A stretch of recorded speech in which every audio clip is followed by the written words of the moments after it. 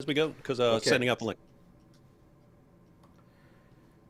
You know you should, and I think you could, try to be like David Wood. Study the Bible, study Qur'an, and when the liars come around, show them who's Daman. Ladies and gentlemen, we have here David Wood with us tonight in the flesh. This is This Week in Jihad once again. I am Robert Spencer, author of the Qur'an and biographer of the Prophet. The week has been actually 3 or 4 weeks. I've been on the road giving speeches. You can consult your local TV listings for when they will be aired in your area.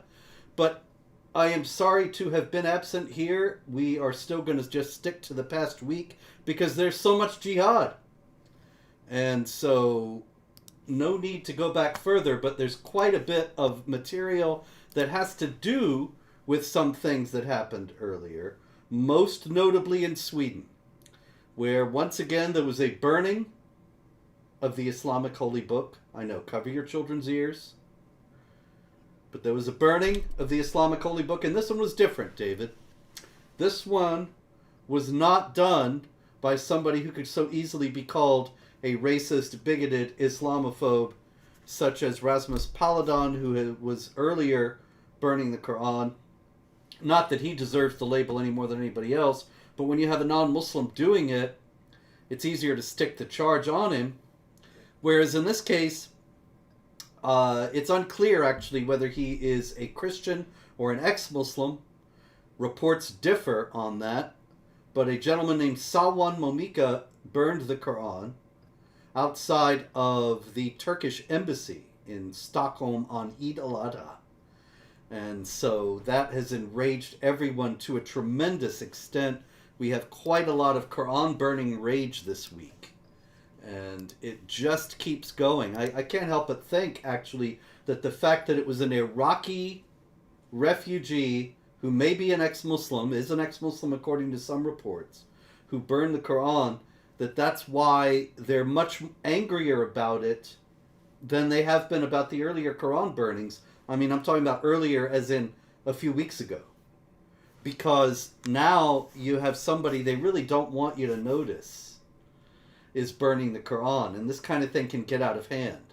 Now, why is it so much more damaging, David? Can you explain to our viewing audience tonight why it is so much more damaging for someone from Iraq who grew up in Iraq, whether he is Christian or Muslim, to burn the Quran? Yeah, I mean, if you think about it, they've made this accusation forever that if you or I or someone like us read a book and we say, this book promotes child marriage, that's bad. They instantly jump on the idea, these must be white supremacists who are only opposing this ideology because of the brown people, right? That's what they say, something Yes. like that. And so when it's a person from the same country, either a former member of the same religion, or notice that they've got kind of equally valid perspectives. If it's someone who grew up as a Muslim, decided to leave Islam, and he's under a death sentence, then it's okay, well, is he some sort of white supremacist, or does he just understand that it's a good idea to oppose an ideology that calls for your death? So he's got that perspective. But even if it's like a Christian or something else who grew up in an environment where he's a second-class citizen under Islam, that person also has a completely valid perspective that goes way beyond considerations of skin tone and things like that. And so it's this weird situation where it's something that will enrage Muslims more, but it's something that the media has to keep quiet about because it doesn't fit their narrative that they're trying to put forward, that it's racists versus Islam. And that's one reason it's so great that you have the ex-Muslim community, which is largely composed of either ex-Muslim Christians or ex-Muslim atheists. It's especially effective when they speak out, just because the media don't have that automatic go-to move. Don't pay attention to that person because we've decided that he could only be criticizing wife beating and the killing of apostates and child marriage and so on because he's a racist. There's no other reason to oppose those things. So it's good when we actually have people that they can't use that on. But it's funny because they don't know what to say in response, and so they just sit around looking like totally confused. And so that's what we have right now, total confusion, although there's quite a lot of rage.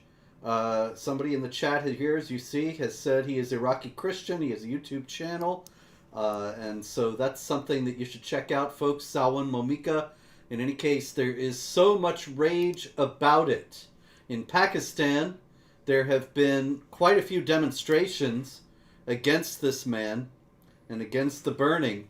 And what's interesting, David, is that the Christians in Pakistan, or at least some of them, members of the Christian community, took to the streets in two areas, Mardan and Mansehra, and protested against the burning of the Qur'an in Sweden. Mm-hmm. Now, why would Pakistani Christians want to do such a thing? Why would they demonstrate against the burning of the Qur'an? Even before, I had no idea about these about Christians protesting the burning of the Quran. Had no idea, but as soon as you mentioned Christians in Pakistan, I was thinking, oh, they're going to be protesting the burning of the Quran because they have to. They know that Pakistani Christians will be Pakistani Muslims will form a mob over something that happened halfway around the world and that had nothing to do with Christians in Pakistan, and will just go on a mass murdering spree. And so they're trying to preempt that by saying, hey, we're on your side. Even though if you let these Christians out of Pakistan to another country where they were free, they would be they'd probably be on the side with the Quran burner, because they understand what it's like to live in that environment. You're quite right, David. As a matter of fact, you were so right in this case that what we have in Pakistan right now also is a threat from the jihad group Lashkar-e-Jhangvi and its spokesman, Nasir Raisani. Nasir Raisani said, no church and no Christian will remain safe in Pakistan because of the Quran burning in Sweden. And these are the same people. When there's a terrorist attack, they say, but don't blame other Muslims for what these guys did. But for some reason, when some guy, we don't even know what his background is or what he believes, does something in Sweden, it's blame all people of a certain group that we don't even know is connected to this, and let's go kill them at random. And there's a reason for that. It is an effective methodology at terrorizing people, where you have to live in an environment where anyone who does anything on the opposite side of the world, you have to worry about, being a victim of mob violence over that. That does incline people to protest. Oh no, don't burn the Quran. Don't burn the Quran. We're against burning the Quran. You can actually pressure people into speaking out like that. But Robert, at the end of the day, I just think we've moved past the day where you can stop Quran desecration by these means. I think that ship has sailed. There was a time when they could get all these newspapers and stuff to be quiet about stuff, and the newspapers are still being quiet, but with people now being able to share information rapidly on social media, people being able to share their thoughts on horrible stuff that's being done, I don't think they can return to the glory days of having everyone in a state of terror, because the moment they do something, the moment they burn down a church or something over this, there's going to be a flood. And I personally am going to make sure there is a flood of Quran desecrations all over the internet. Not because I want to. I think that's stupid. I think just, I'm going to desecrate your book. But if you're like killing people over that, then guess what? You need a crash course. You need a crash course in putting up with stuff that you don't agree with and not killing people over it. Well, there are groups, David, who are very much trying to ratchet up tensions and bring about those killings right now. And so it's not just Lashkar-e-Jhangvi that said no church and no Christian is safe in Pakistan, but also Tehreek-e-Labbaik Pakistan and its leader Saad Hussein Rizvi. Now, he actually said that Pakistan should declare war on Sweden because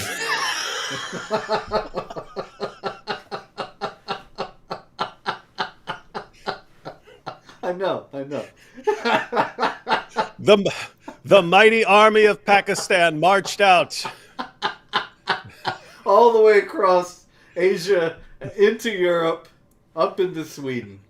And and everyone, all the other countries parted like the Red Sea. Yeah, they were too afraid to engage. What sort of fantasy land do these guys live in, Pakistan? Yes.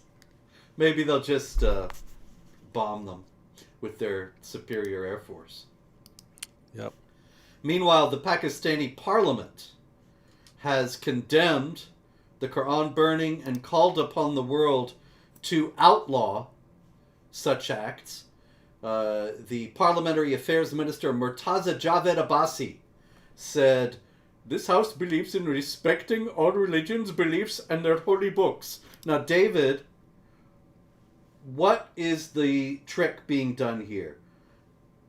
The house believes in respecting all religious traditions and holy books, and by that they want them to outlaw the insults to religion, or what they call religious hatred. What's really going on? Yeah, it's I can think of multiple problems here. I mean, one, the most basic problem is they try to portray Islam as respectful of other people's religious beliefs, when we know Muhammad, as soon as he took over Mecca, he went around smashing the idols of the polytheists of Mecca, stabbing the eyes out of their idols, stabbing their idols with a stick, whacking them with a stick, and so on, in order to degrade them and show that you have an inferior belief system. And so that's the actual model that was set by the pattern of conduct in Islam. Muhammad, who is the pattern of conduct for ethics, that's the guy who said, hey, once you have a situation where you can desecrate the sacred symbols of another religion, you do it. And if, okay, great, Muhammad, then that's what we'll do with the Quran. But they know that they have a massive history of intolerance and breaking people's idols and things like that, and desecrating and taking over their churches and so on. I mean, how many churches have been taken over by jihadis over the centuries? And then suddenly, if someone disrespects them or their book, then it's, but we're the most tolerant people ever, and that's part of our religion. And we believe in other people's books. No, you completely mock other people's books. Your God, to be clear, your God and your prophet believed in our books. They said our books are as good as gold. And indeed, Muhammad could only confirm his revelations. Surah 10, verse 94 of the Quran. Muhammad could only confirm his revelations by checking with us to make sure that his revelations lined up with our revelations, which wouldn't make sense if our revelations had been corrupted. But later Muslims concluded, nope, the Bible doesn't match up with the Quran, and therefore the Bible must have been corrupted. And so they actually believe that we have a corrupt, garbage book, even though it's supposedly the basis for their confidence in Muhammad, because they find him mentioned in, the Song of Solomon and things like that. And so it's I don't know how anyone takes this stuff seriously when they say, but we're so tolerant, therefore we should all be tolerant of other people's books. This only comes into play, it only ever comes into play when their book or their prophet is being attacked. You never see them say, when someone goes out and kills Christians or does this or does this or that to another person's book or another person's let's say idols, if we're talking about Hindus, they go into Hindu temples, you never see them throwing a tantrum and saying, but what about tolerance? It only comes into play. Only comes into play when someone messes with their book. And so no, guys, you're a bunch of hypocrites and not falling for it. Precisely, David. And yet, why do they do this sort of thing? Because it works. Now, Sweden is where all this has been going down.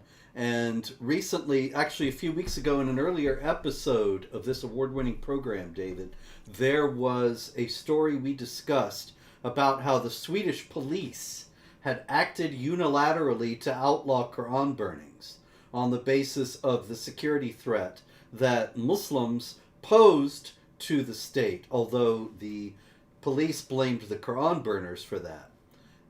Now, in the wake of that, the Swedish High Court said that Quran burning was a matter of the freedom of expression.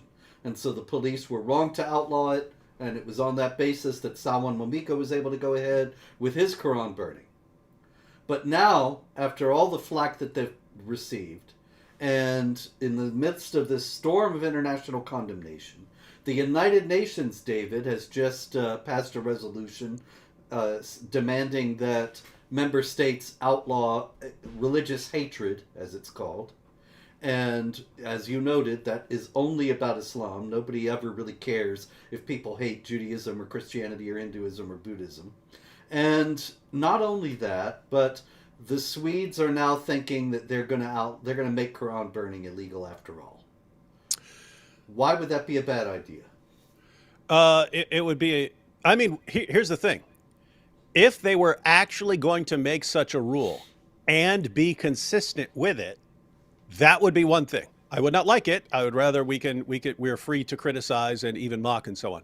But if they wanted to make a rule against, written materials or something like that that incite hatred against another group based on religion, if they were consistent with that, that would be one thing. But if they were to go that route and be consistent, they would have to say, okay, no burning the Quran because that is offensive to Muslims, but the Quran itself is banned because it calls Jews and Christians the worst of creatures and calls for their violent subjugation. The Hadith are banned because of all the thing in the Hadith, the Sirah, the Tafsir, it's all banned. All Islamic content is banned unless you have some watered down modern book written by a westernized Muslim. None of the other content can be used, right? So that would be one thing. If they were consistent, they say, okay, you can't say anything hateful about that person, but that person can't say anything hateful in return. Great, then there's no Quran burning because there would be no more Quran in Sweden. It would be a banned book. You'd go to jail for having a copy. Keep in mind, I'm not advocating that. I'm saying when Muslims say, this person is using his freedom of speech to insult our book and so on, therefore he should be banned. Guys, any sort of consistent rule would require to ban your book in return because your book is insulting the unbelievers. But what they always seem to want, they have the situation in their own countries where we get to insult and mock and degrade everyone else who's not a Muslim, and they want that rule everywhere else. They expect Sweden and Europe and the United Nations to all implement the exact same rule. Guys, when someone is going to criticize our book or our prophet, then he should have there should be all sorts of penalties associated with that. It should be illegal, but our book and our religion should be free to mock and condemn and degrade everyone else in the entire world. And the fear is that they can actually get their way on things like that. The United Nations is dumb enough and has enough people from really, really biased places to actually put that out there as their official recommendation for the world. Just hoping we have enough sane rulers left in the West to say, I would even give Muslims, if it was a place like Sweden, if I were the government of Sweden, I would actually come out and say, okay, we're only demanding one thing, and we're going to let you Muslims decide. We're going to let you Muslims decide. We're going to let you make the law. The only thing we demand is consistency.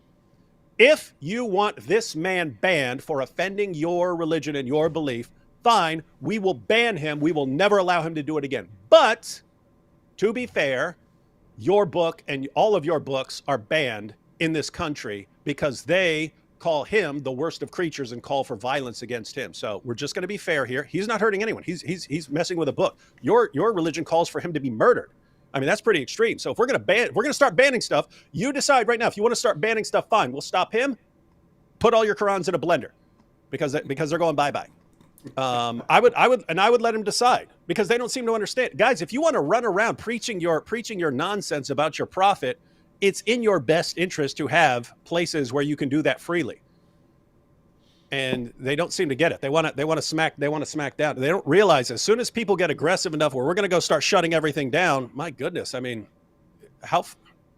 you think they might want to shut that down in France right now? You think they might want to start shutting that stuff down in France? Yeah, David, you have my full support in your campaign to be Prime Minister of Sweden. I'll go fix everything for them.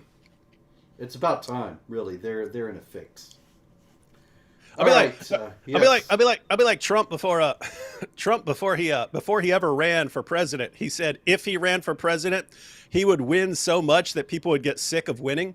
Mm-hmm. Right? He gave that famous speech where he's like, "We're going to be winning so much. We're going to be winning for so long. People are going to forget what it was like to lose." And they're going to come up to me and ask and say, "Hey, can we just lose one for once just to see what it feels like?" And I'm going to say, "Okay, maybe we'll lose just one, just so everyone knows what it's like." But it's like Yeah, that's what I would be like as Prime Minister of Sweden. I would just they'd be winning again. it's gonna be great. I'm gonna It's going get to a be great. little a villa in Stockholm and enjoy the Make Sweden prosperity. great again. Make Sweden great again. D That's Wood, it, D Wood, Robert Spencer. Miska. Okay, we have a story out of France, David. Very interesting story. Several Muslim commentators and observers of the political scene are saying that the riots in France are the fault of the unbelievers for putting into place Islamophobic rules in France, such as the ban on the hijab in public places and so on, and that consequently the riots are Allah's retribution for France's Islamophobia. And so we have the YouTuber Zain Khairallah, and he cited Quran 1595. Indeed, we are sufficient for you against the mockers. And he emphasized that Allah will eventually take care of those who mock Islam and punish them accordingly. And he said, look at the person, this is Macron, who claimed Islam is in crisis. He himself is now experiencing a crisis. He has faced humiliation multiple times, and his country has suffered economic and political crises. See, it's all because he crossed Allah. Yeah, and from a tactical perspective, you wonder how smart these guys actually are, because like this is dumbest move ever, really. I mean, at the end of the day, people vote for their leaders in France and Germany and so on. So you keep pushing people far enough, you eventually vote in some other leaders. And I bet these countries aren't too far off from voting in some different leaders who handle things in a completely different way. And it's going to be because of you guys going, "Oh, you're scared of Allah," and people are going to go, "Whoa, we thought you said these guys are all nice and just want peace and tolerance, and now they're burning cities to the ground, screaming we deserve it." I don't like our current leaders. Let's get some new ones. Well, I hope it works out that way. I don't know. It might be that the fix is in. We'll see in any case. Meanwhile, in terms of burning things down, we have a prominent commentator for a German newspaper. His name is Mohammed Amjahid. And he says, the images of the burning cars, the firecrackers fired at state power, act like a fragile life insurance for the racialized youth of France. This is a common thing that we see from Islamic apologists, that they claim, the mainstream ones, that that Islam is not a race, but Muslims are treated like a race by the racists. And so he actually ends up saying Paris must burn for all the sins of the French in their Islamophobia. Yeah, I can't say that Paris must burn, but I can say, I don't know. You guys should get used to some burnings because you made stupid decisions, and there are these little things called consequences. And, Indeed. And there were you can't say that for the past 2 decades Robert Spencer wasn't warning you about everything that you're about to go through right now. That Islamophobe? Oh, come on, David.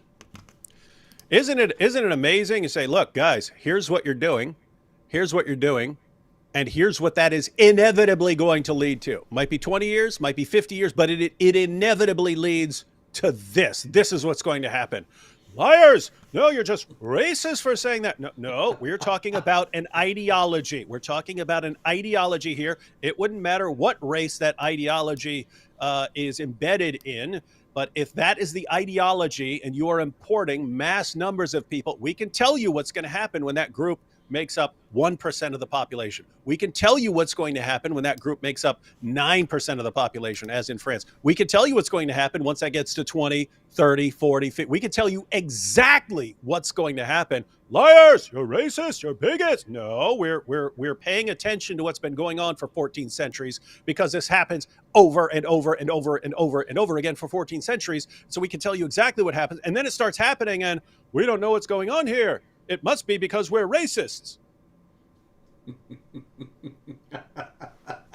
So you guys were the racists. You You were the racist the entire time, calling us racist. My goodness, man. That's very true, sir. You hit the nail on the head there, man. And there's more. Speaking of hitting the nail on the head, I actually meant to bring this up in connection with the Swedes thinking they were going to ban burning the Quran now after all the heat they've been getting. But this is yet another one of those things where we can both say, we told you so.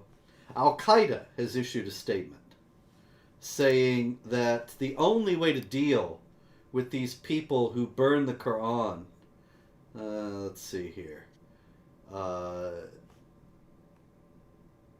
The only way forward to stop these crimes, what do you think it is, David? Dialogue? Negotiations? the only way forward to stop these crimes. Yes? Interfaith dialogue, Robert. That's the only way. That's right. That's the only way. Is jihad and qital, warfare, and to behead such devils. The only effectual condemnation of such evil acts is for them to pray for the downfall of those criminals and the success of the mujahideen. They go on to say that if Muslims had killed and stabbed, which I thought was a bit redundant, but actually in Saudi Arabia, it's worth noting that they implement 533 of the Quran where it says killed or crucified. They actually execute some people and then crucify the dead body. And so it might be that Al-Qaeda seriously means killed and then stabbed. But if they'd killed and stabbed the people who burned the Quran, then nobody would dare do it. What they're saying is, you can terrify non-Muslims into submission.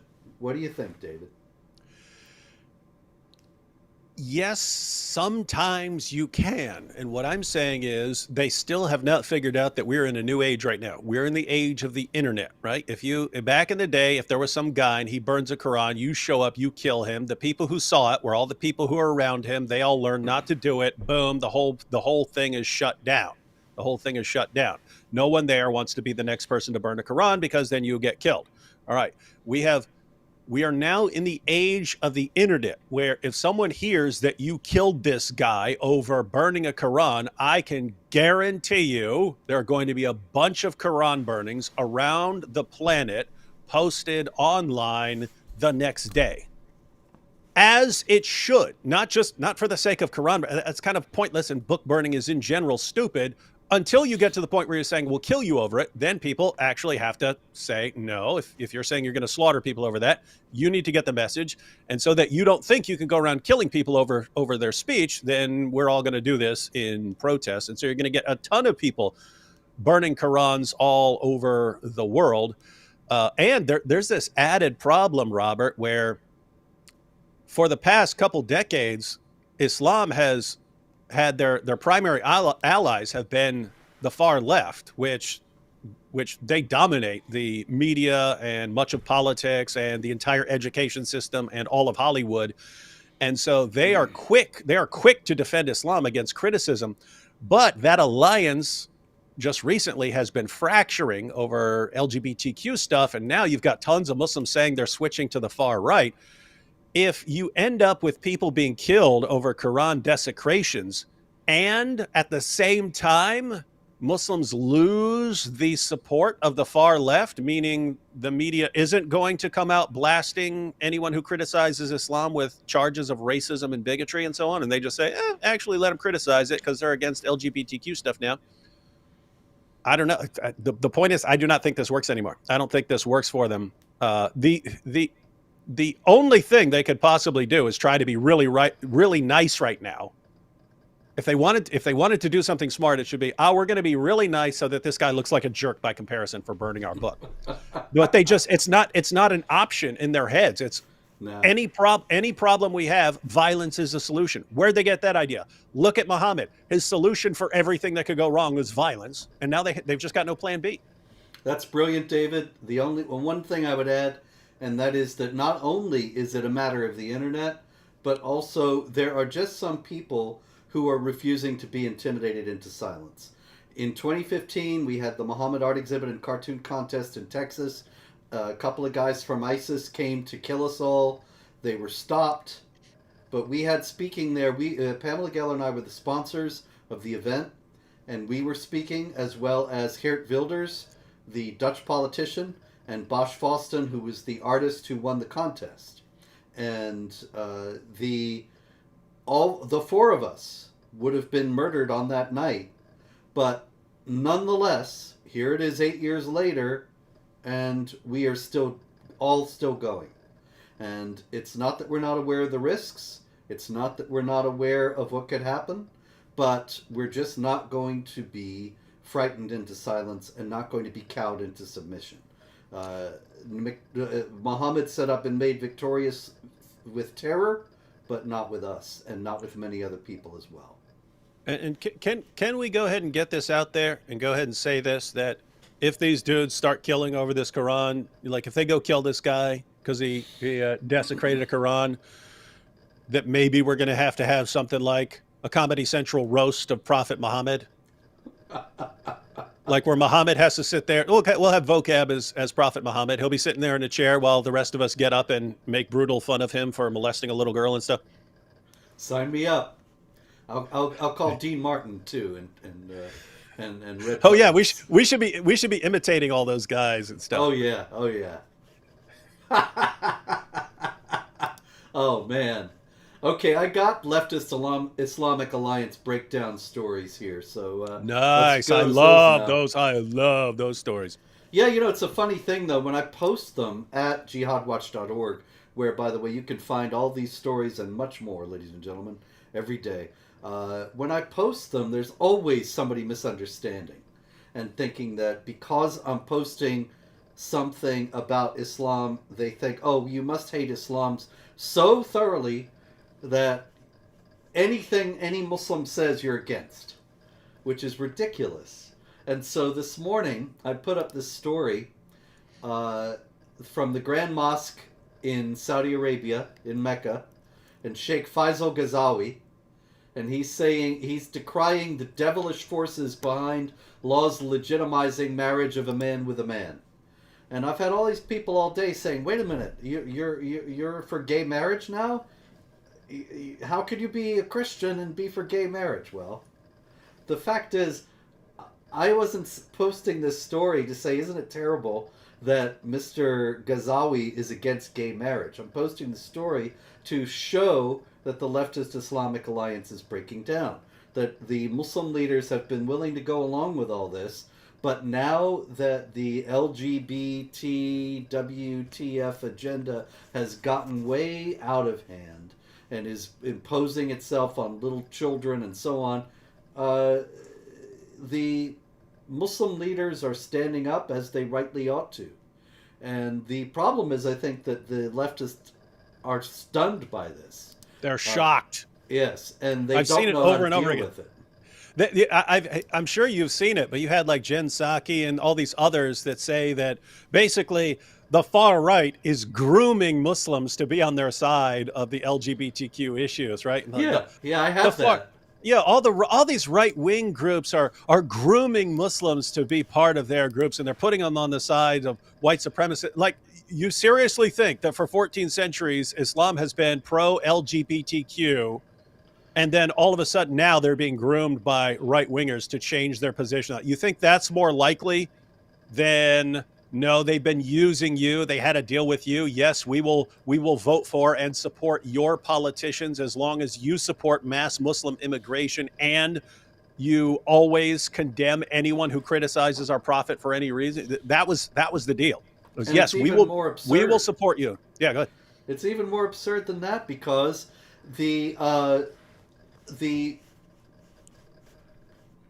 idea that the right-wingers are hoodwinking these Muslims into opposing the gay agenda is based on the idea that they would listen in the first place, when they've been the same leftists like Jen Psaki have been saying for 20 years that the people who are not leftists hate Muslims and hate Islam and are terrible Islamophobes. And now she's suddenly turned on a dime and is saying that these terrible Islamophobes are exercising this immense influence over the Muslims. And how on earth is it that they are able to do that when they supposedly hate them. And then also, it's the same racism you were talking about before. That Jen Psaki is the racist and doesn't even realize it because she is assuming that the Muslims have no agency and can't think for themselves and don't oppose this agenda for their own reasons. Yeah, I mean, it's fun to watch, right? It's fun to watch. It's, hey, I thought we had an agreement here.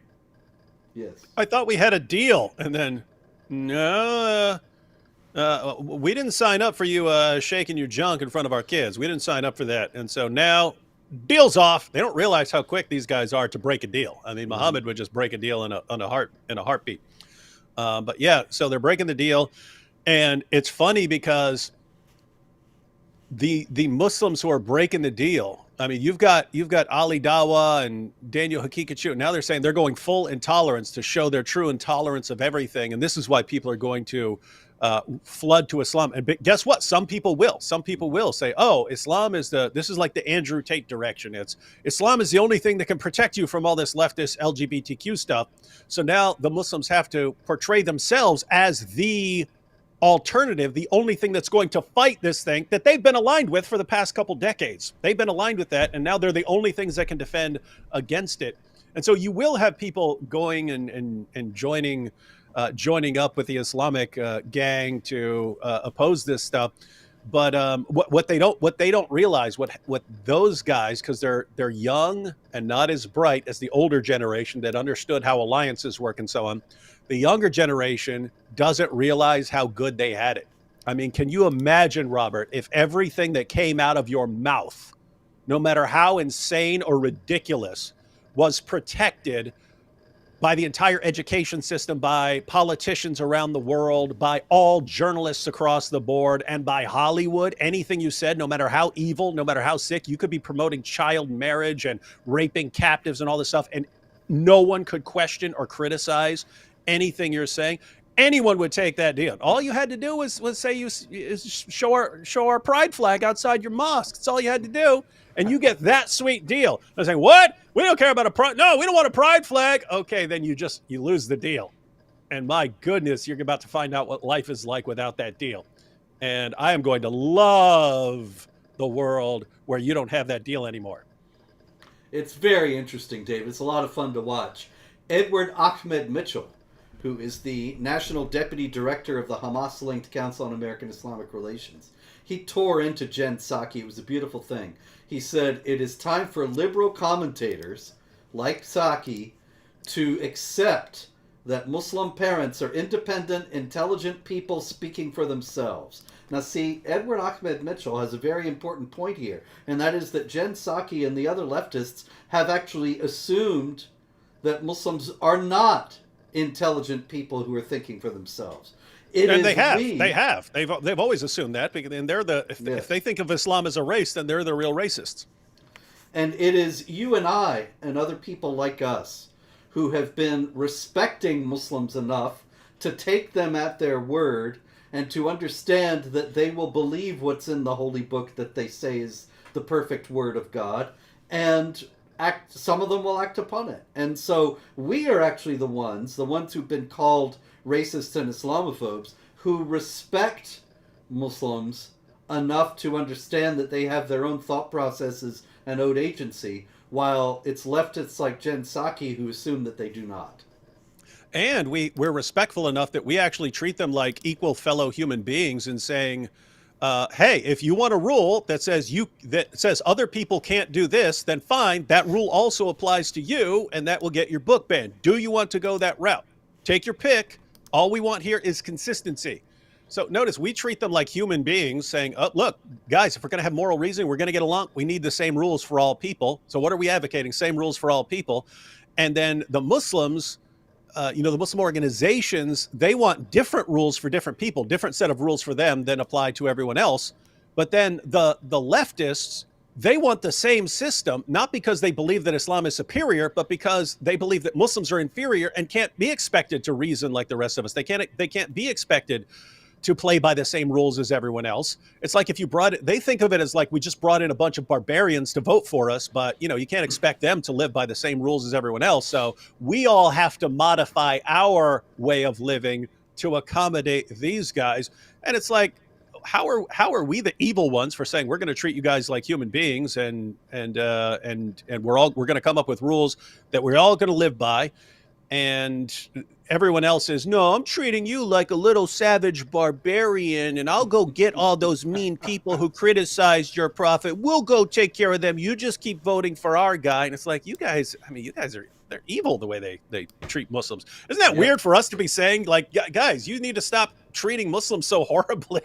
That's right, man. I couldn't agree more.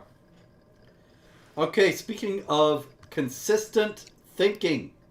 Consistent thinking is the watchword for this evening, ladies and gentlemen. And so we come to Dr. Ali Atayi, who is an Islamic scholar and a professor at Zaytuna College in Berkeley, California. I debated him. Is that right? Yeah, way back in the day. That was one of my first debates. Did you debate him about whether the earth is flat or round? No, it was, we debated whether Muhammad is a true prophet. Well, Dr. Atayi is now saying that the earth is flat because the Qur'an says the earth is flat, and that's that. He's got a point. It does say that. Yep. The Qur'an says, I have it right here, let me just scroll up. The Qur'an says, he has fashioned the earth a bed for you. That's 222 and other places. And then, of course, there's the famous, when he reached the setting place of the sun, he found it setting in a spring of muddy water. It's 1886. And Allah has made the earth a carpet for you, 7119. There are other passages of a similar kind. Now, Ali Atayi is just therefore being consistent and saying that if he believes that the Quran is from God and it says the earth is flat, then the earth is flat. Now, that's a perfectly reasonable position. But what else does it suggest, David, in terms of what he might believe in? I mean, if he's just going with the literal interpretation of all kinds of these things, well, then he might believe in a literal interpretation of all kinds of things, and you would expect him to. I did want to give a quick comment just because we are in the midst of the scientific miracles argument crumbling in our midst right now. I don't know if you followed this, but you've recently had some popular Dawa guys come out and say that the argument for the scientific miracles has been debunked. We need to stop using this, which basically calls Ahmed Deedat and Zakir Naik liars for spreading this all these years. But just to give everyone an idea of the real position of these scientific discussions as Islam is developing. So you have verses like Surah 20, verse 53, he who has made for you the earth like a carpet spread out, 71:19, and Allah has made the earth for you as a carpet spread out, 88:17 through 20. Do they never reflect on the camels and how they were created, the heaven, how it was raised on high, the mountains, how they were set down, the earth, how it was made flat? That's the Dawood translation, but you have other people, modern translators, who want to retranslate that as something else. But look at how the Muslim commentators before the modern period understood these things. This is Tafsir Jalalain, so the two Jalals. On that verse I just quoted, Surah 88, verse 20, he says, as for his words, sutahat, laid out flat. So he's saying what the word there in the verse is. As for his words, sutahat, laid out flat, this on a literal reading suggests that the earth is flat, which is the opinion of most of the scholars of the revealed law, and not a sphere as astronomers have it. So he's setting out saying, hey, look, we are the Muslim, we the experts in the Quran. We who know the Quran, we understand that the earth is flat, and not all this stuff that these astronomers are saying here. And so it looks like Ali is just going back with this classic traditional understanding of things. There you go. But it also is noteworthy that if he is a Quranic literalist, as we have every reason to believe that he is, then he also believes in the supremacy of the Muslims, in jihad against the non-Muslims, the subjugation of the non-Muslims under that hegemony. And that is something that people should realize, since he's out there preaching in California and convincing American Muslims of his understanding of Islam. But at the end of the day, I have to say, Ali, if you want to become the champion of Islamic flat earth theory, while Daniel Hakikachu is becoming the champion of Islamic child marriage, and Ali Dawa is becoming the champion of Islamic beheading of apostates and so on. More power to all of you. Please, please work very hard to show everyone your true positions on these issues. Okay, carrying on. This is This Week in Jihad, after all, so there's always some killing stories. Burkina Faso. Jihad raids on several villages in the north and west of the country. 22 civilians killed. Nigeria, many stories out of Nigeria.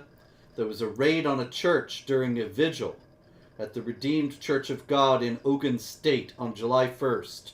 The jihadis came into the church, killed the pastor, and kidnapped 7 of the Christians who were praying there. Also in Nigeria, there were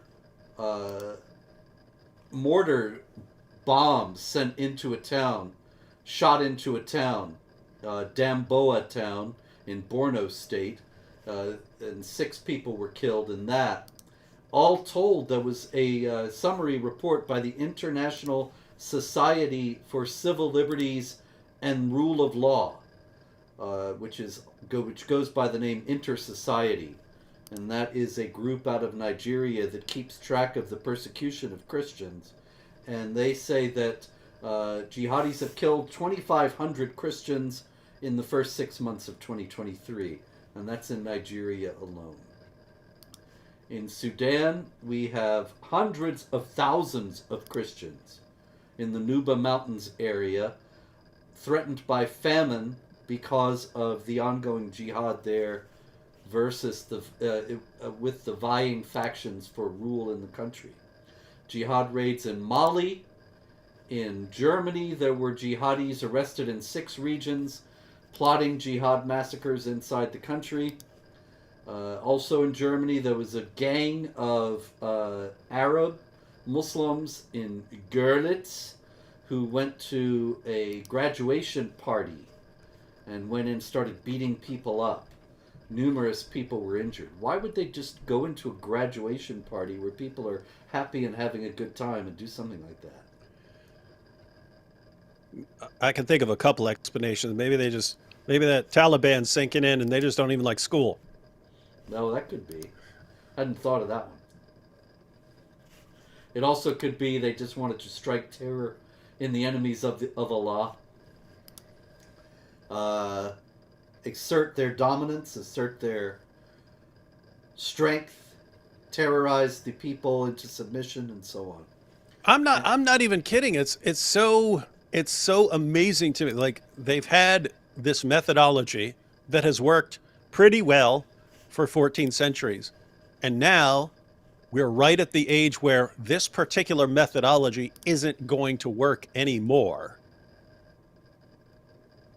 But they have no plan B. They have nothing else to go on. Isn't it? It's so weird to see a group that can't adapt because it's all they've ever had in their pocket. And anyone who does try to use a different methodology will be called a liberal or something, an innovator or something like that. But you can't come up with any other means of doing anything. Well, yeah, but we should also remember that the infidels are giving them a lot of help. We haven't even done stupid infidels as such, although the Qur'an burnings and the reactions to them has a lot to do with that. But there is a school in Austria, David, in Bludenz, the Polytechnic School in Bludenz in Austria. And they decided to be wonderfully multicultural this year. And so in Bludenz,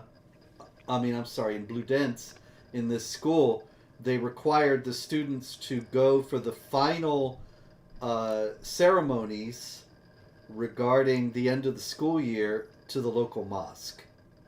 And so Muslim and non-Muslim students had to go to the mosque to complete the school year. Why is that a bad idea? Isn't that nice and multicultural? Yeah, in theory, but we all know what's going to happen. They're going to go there. They're going to be lied to. One of them based on lies, a couple of them based on lies, might decide to convert because it's just acceptable to get people to convert for based on lies. That's been the rule for many, many decades, at least in Islam, as far as like just popular Muslim speakers just flat out lying. The general atmosphere of ignorance about Islam allowed Muslim preachers to go into any area, say, hey, what do you guys like here? Oh, you like sandwiches? Did you know that Muhammad was the prophet of sandwiches? Yeah, it's a fact. Just so convert. Didn't matter what you liked. Oh, you like women's rights? Muhammad was a champion of women's rights. Oh, you like science? The Quran is a fount of scientific learning. Whatever you were interested in, they just said that Islam is the religion for you. And what's amazing is in that whole Ali Dawah thing where he's pointing out that the scientific miracles argument has been debunked, he says, but Allah used those lies about scientific miracles in the Quran. He says, Allah used that to convince me to convert to Islam. Right? And so he's saying Allah uses the lies that these dawah guys tell to convert people to Islam. And so they just believe it's fine. They just believe it's totally okay to lie to people. And so if you're sending your students to go to an area where you know these guys are just going to lie and will say anything to get them to convert, probably not the smartest move in the world. But one positive thing is that the facts about basic information about Muhammad is becoming more and more common knowledge, and people looking around seeing things. And so what would be really interesting is if they keep taking students to the local mosque, but the students ask some very pertinent questions. Hey, I've seen some Muslims that are actually anti-LGBTQ stuff. Could you explain what Muhammad taught about these things? Love to see that. Now that would be interesting. That's we'll see if that's coming. Meanwhile, I got more stupid infidels, David. In Derwentshire, in England, you know that England has been positively inundated with migrants. You know, gentlemen from Pakistan and various other areas, and they have been coming into Britain at a rather rapid clip. And the British authorities don't seem to have any idea what to do. But in any case, it's interesting to note that the Johnson government, and then the short-lived Liz Truss government, and then Rishi Sunak, the current Prime Minister, they have all promised to put a lid on this mass migration, this massive influx of people into Britain, the vast majority of whom are Muslims, and none of them do anything effective to stop the influx.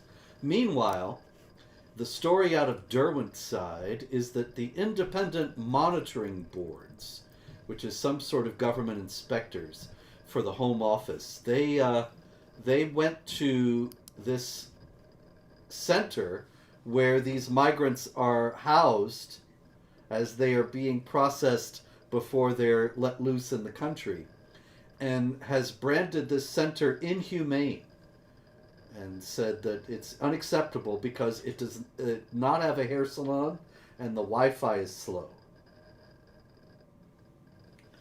Time anyway. It does seem like oh, we lost him. Maybe he'll call back.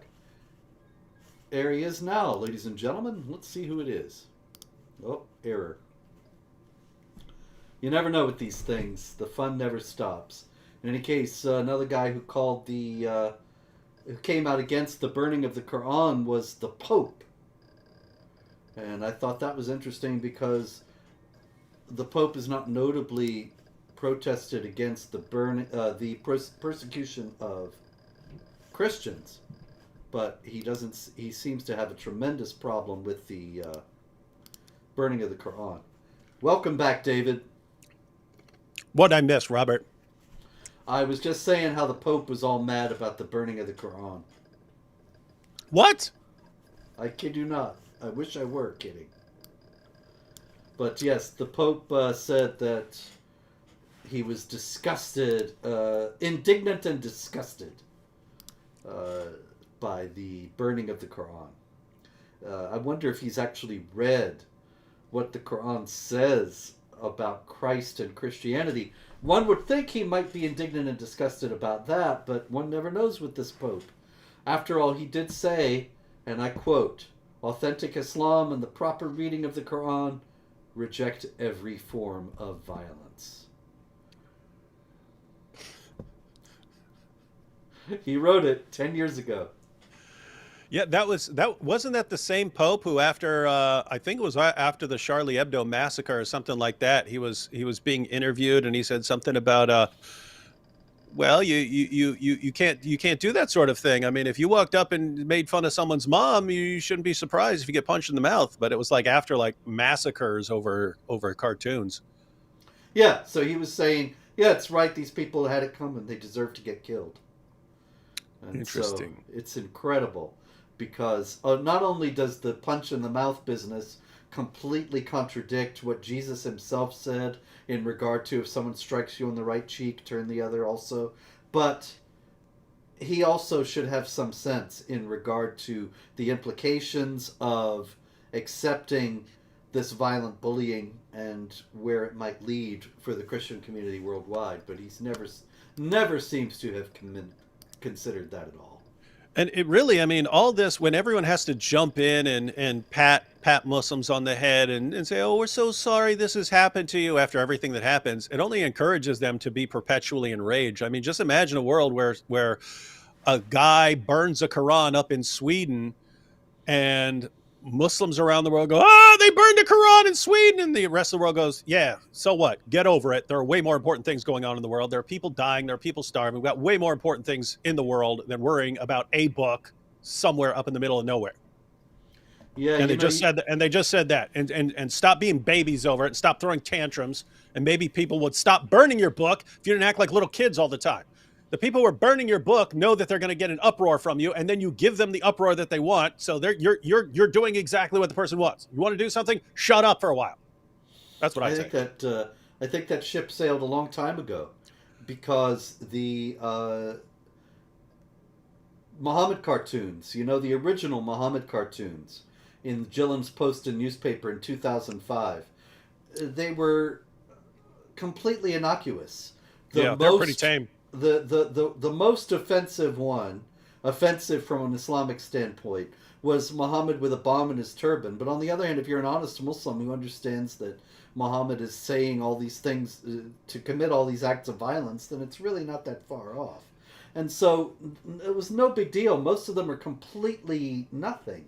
And yet Bill Clinton made this big speech in the year 2007, I think it was, or 8, talking about these disgusting cartoons of Muhammad. And I wonder if he even saw them. And he was just fueling this kind of ridiculous outrage.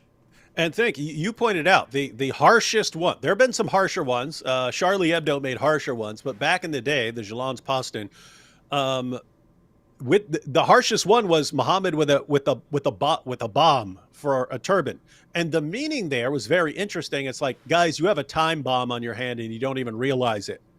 And then, oh, what kind of evil people would say Islam is the time bomb? Fast forward a couple decades, and France is burning to the ground over a shooting at of a criminal. David, can you see the comment? I can indeed. So I'm an Orthodox Christian. I'm an Yes. Orthodox Christian myself, and agree with Robert and David both. But I disagree with burning the Quran. It seems really disrespectful of the Muslim faith, honestly speaking.